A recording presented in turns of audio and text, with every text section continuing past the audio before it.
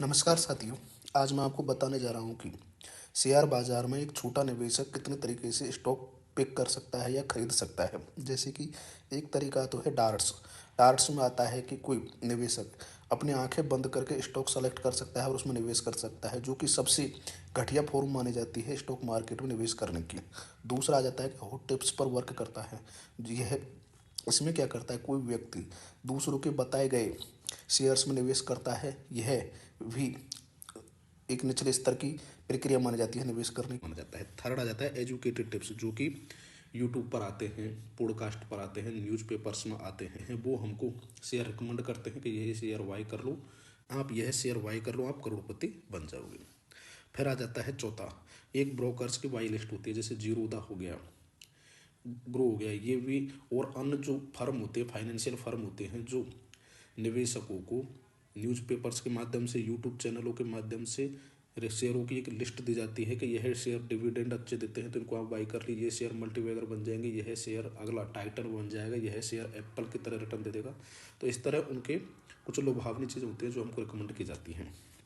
फिर आ जाता है लास्ट में मोस्ट इम्पोर्टेंट होता है, क्या जाता है पांचवी स्टेप, जो कि मोस्ट इम्पोर्टेंट है। इसमें क्या होता है कि खुद की रिसर्च करनी पड़ती है, डूइंग यूर ओन रिसर्च। इसमें खुद के द्वारा रिसर्च की जाती है और उसके बाद उसमें स्टॉक सिलेक्शन किया जाता है कि कौन सा बाय करना है कि नहीं करना है। इससे अपने नॉलेज में वृद्धि होती है, अपनी प्रोडक्टिविटी बढ़ती है, और जो ऊपर बताए गए चार तरीके में से कोई स्टॉक्स रिकमेंडेशन आती भी है तो हम उसको अपने बुद्धि के स्तर पर क्रॉस चेक कर सकते हैं और दूसरों के ओपिनियन पर निर्भर रहना नहीं पड़ता है।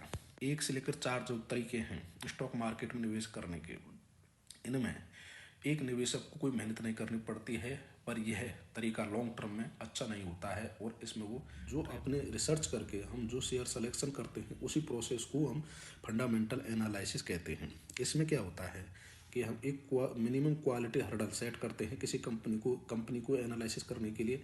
अगर उस क्वालिटी हर्डल को वो कंपनी पास कर जाती है तो हम उसमें निवेश करने की प्लान करते हैं। इसमें क्या देखा जाता है, इसमें सबसे पहले देखा जाता है कि कंपनी की ब्रांड वैल्यू क्या है, उसकी प्रोडक्ट की क्वालिटी क्या है, प्रोडक्ट की क्वालिटी कैसी है। प्रोडक्ट की क्वालिटी अच्छी है तो उस कंपनी में निवेश कर सकते हैं। दूसरा आ जाता है कंपनी के जो स्टोर्स हैं वे भीड़ स्टोर्स पर भीड़ हो रही है कि नहीं हो रही है, कि वो खाली हैं। तीसरा आ जाता है कि जो कंज्यूमर उस कंपनी के प्रोडक्ट खरीद रहा है उनसे सेटिस्फाई है कि नहीं है, कि वो उसके बारे में कंप्लेन कर रहा है। तो ये मेन पहला पॉइंट है जो मेन होता है, जो इसके बाद जिससे हमको एक कंपनी के प्रोडक्ट के बारे में पता चलता है, उसके बिजनेस के बारे में पता चलता है, और इसी के आधार पर हम नेक्स्ट स्टेप लेते हैं। अगर ये इसमें पास हो रही है, क्वालिटी में अगर कंपनी पास हो रही है, तो हम उसके फाइनेंशियल स्टेटमेंट होता है उनको रीड करने की ज़रूरत पड़ती है। अगर इसमें वो पास नहीं हो रही है तो हमें डायरेक्ट फाइनेंशियल स्टेटमेंट की तरफ नहीं बढ़ना चाहिए। फिर फाइनेंशियल स्टेटमेंट में जाते हैं, कुछ की नंबर्स होते हैं, जैसे मार्केट कैप होता है। मार्केट कैप हमें यह बताता है कि कंपनी छोटी है, स्मॉल कैप है, कि कंपनी मिड कैप है, कि कंपनी लार्ज कैप है। फिर आ जाता है दूसरे नंबर पर अर्निंग्स। अर्निंग्स हमें बताती है कि कंपनी अपने बिजनेस से पैसा बना पा रही है कि नहीं बना पा रही है। सेल्स बताती है हमें कि कंपनी जो प्रोडक्ट बना रही है या सर्विस दे रही है उसको बेच पा रही है मार्केट में कि नहीं बेच पा रही है, कि खाली मार्केटिंग ही कर पा रही है, उसकी बेच बेच पा रही है कि नहीं बेच पा रही है। फिर तीसरा जाता है कि कंपनी अपने बिजनेस को रन करने के लिए कितना डेब्ट ले रही है, कम ले रही है कि ज़्यादा ले रही है। फिर चौथा होता है लास्ट में, जो कंपनी मुनाफा कमा रही है अपना, उसमें से वो निवेशकों को हिस्सा देती है कि नहीं देती है। इन चीज़ों को हम एनालिसिस करते हैं स्टॉक मार्केट में, कि फाइनेंशियल जो स्टेटमेंट है इनको भी एनालिसिस करने के बाद यह कोई गारंटी नहीं है स्टॉक मार्केट में कि आप एक बहुत अच्छे इन्वेस्टर बन जाओ, एक करने में 100% एक्यूरेट हो जाओगे। यह बिल्कुल कोई गारंटी नहीं है। आप इससे खाली अपनी एक प्रोबेबिलिटी बढ़ा सकते हैं और रिस्क को कम कर सकते हैं इन चीज़ों को एनालिसिस करके। इसी की वजह से कहा जाता है कि शेयर बाजार में निवेश करना कोई साइंस नहीं है, वो एक आर्ट है। आर्ट इन चीज़ों का नॉलेज लेने के बाद कोई व्यक्ति अपने विवेक से कैसे निर्णय लेता है वो इम्पोर्टेंट होता है। और वो चीज़ निर्णय लेने के बाद कंपनी के जो फैक्टर्स होते हैं वो उसको फेवर कर रहे हैं कि नहीं कर रहे, जैसे इंडस्ट्री उसको फेवर कर रही है, गवर्नमेंट उसको फेवर करती है, और ग्लोबली और इकोनॉमिकली जो कंडीशंस होती हैं वो भी उस कंपनी और सेक्टर को फेवर करती हैं, तो वो कंपनी लॉन्ग रन में अच्छा रिटर्न दे पाती है। और अगर ये विपरीत जाती है तो कंपनी खराब परफॉर्म भी कर सकती है। तो लास्ट में हम किसी कंपनी की परफॉर्मेंस के खाली एक गैस लगा सकते हैं कि वो कंपनी ग्रोथ करेगी, पर उसकी गारंटी नहीं ले सकते।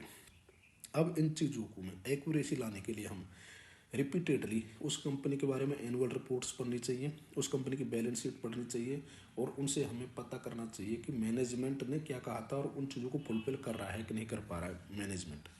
तो एक अगर कंपनी का मैनेजमेंट ईमानदार है तो ये कंपनी के लिए बहुत अच्छा माना जाता है। और कंपनी यदि कंपनी फंडामेंटल एनालिसिस को पास कर जाती है तो उसके बाद नेक्स्ट स्टेप होता है कि कंपनी के शेयर्स को बाई करना होता है, और उनके लिए हमें कम से कम कीमत देनी चाहिए। कि जैसे किसी कंपनी के शेयर्स एक साल के अंदर हाई पर भी जाते हैं और लो भी बनाते हैं, तो हमें इस चीज़ का ध्यान रखना चाहिए कि हमें उसके शेयर्स बिल्कुल हाई पर खरीदने से बचें, जिससे हम अपनी रिस्क को कम कर सकें। दूसरा हो जाता है कि उस कंपनी के बारे में बाज़ार में अच्छी खबर आ रही है और बुरी खबर आ रही है, उनको बात रखनी चाहिए, वो उस कंपनी की परफॉर्मेंस को अफेक्ट करेंगी। अगर अच्छी खबर आ रही है तो कंपनी के लिए शेयर्स में बढ़ोतरी होगी, और बुरी खबर आती है तो कंपनी के शेयर्स की प्राइस एक दिन में 50% से अधिक भी गिर सकती है, जो कि कोई असंभव बात नहीं है उस कंपनी के लिए। एक जो कंपनी होती है उसके लिए दो इम्पोर्टेंट दिन होते हैं, उस कंपनी के लिए बहुत इंपॉर्टेंट दिन होते हैं। एक तो कंपनी जब स्थापना होती है तो वो इम्पोर्टेंट होता है, दूसरा होता है जब कंपनी का आईपीओ आता है तो वो भी उसके लिए बहुत इंपॉर्टेंट दिन होता है। आईपीओ आने में कंपनी को एक बार ही फायदा होता है, कंपनी के जो शेयर बिकते हैं उस टाइम ही फायदा होता है। उसके बाद जो शेयरों की प्राइस बढ़ती है घटती है तो उससे कंपनी को कोई फायदा नहीं होता है।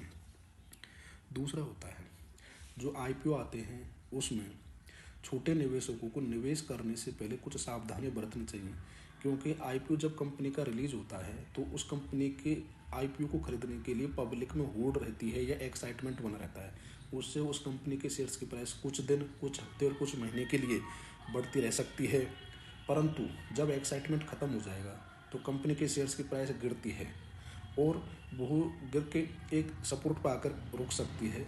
जो यह लेवल जो होता है गिरने के बाद जो कंपनी सपोर्ट बनाती है, वहाँ नए निवेशकों के लिए बहुत अच्छा मौका होता है उस कंपनी में बाई करने के लिए। उससे पहले उस कंपनी को निवेश करने के लिए अवॉइड करना चाहिए। शुरुआती दिनों में जब एक्साइटमेंट में कंपनी बढ़ रही है या गिर रही है, दोनों टाइम उन कंपनियों में निवेश करने से लिए बचना चाहिए।